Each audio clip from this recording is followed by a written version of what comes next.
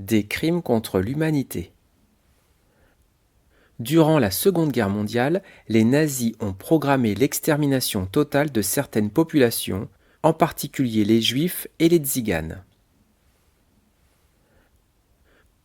Adolf Hitler prétend que l'espèce humaine est divisée en races et que certaines sont supérieures à d'autres.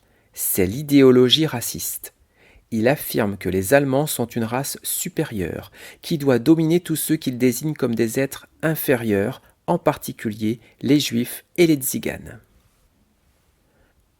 À partir de 1933 en Allemagne, puis dans les pays qu'il conquiert, les nazis mènent une politique antisémite. Dès 1940 en Europe de l'Est, ils rassemblent les Juifs dans des ghettos et des camps de concentration. À partir de 1941, ils pratiquent des massacres de masse. En France, le gouvernement du maréchal Pétain collabore avec l'Allemagne nazie et met en place une politique antisémite. À partir de 1941, les Juifs sont traqués par les autorités françaises qui organisent des rafles pour les livrer aux nazis.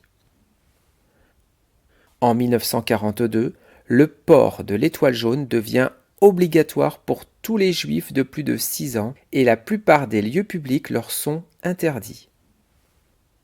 Mais un peu partout en Europe, des personnes condamnent ces pratiques et risquent leur vie en cachant des enfants ou des familles juives.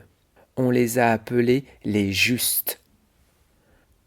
À partir de 1942, la politique d'extermination par les nazis devient systématique.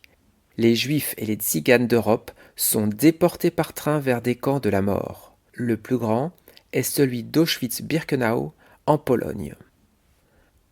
Ils y périssent dans les chambres à gaz où ils meurent d'épuisement et de mauvais traitements. Au total, plus de 5 millions de Juifs et près de 250 000 Tziganes ont été assassinés par les nazis. À la fin de la guerre, le monde entier a découvert l'horreur de ce génocide. Il a été qualifié de crime contre l'humanité et les dirigeants nazis ont été recherchés, arrêtés, jugés et condamnés. On écoute le témoignage de Simone Veil, déportée à l'âge de 16 ans. On arrivait à Auschwitz-Birkenau dans la nuit. La rampe était éclairée par de puissants projecteurs. Poussés brutalement hors des wagons par des hommes en tenue de bagnards, nous étions affolés par les cris et les aboiements des chiens.